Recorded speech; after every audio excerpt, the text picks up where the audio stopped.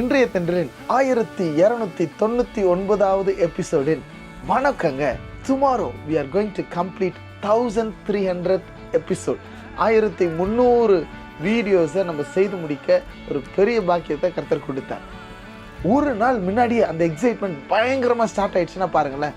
அது மட்டும் இல்லை, நாளைக்கு இன்னொரு விசேஷமான நாளும் கூட. வருஷத்தில் 52 வாரங்கள் இருக்குது. எல்லா வாரத்துலேயும் ஒரு வெள்ளிக்கிழமை வரும். ஆனால் நாளைய வெள்ளிக்கிழமை மட்டும்தான் குட் ஃப்ரைடே அப்படின்னு சொல்லப்படுது. இந்த குட் ஃப்ரைடேன்னு வர்றதுக்கு காரணமே இயேசு கிறிஸ்து இந்த உலகத்தில் இருக்கிற எல்லாருக்காகவும் மரிக்க போகிறேன் என்பது அவருக்கு நல்லா தெரியும்.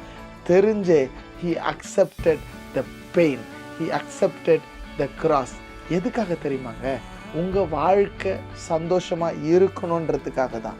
உங்கள் வாழ்க்கையில் நீங்கள் சுகத்தையும் ஆசீர்வாதத்தையும் பெறணுன்றதுக்காக தான். Without the cross there is no piece.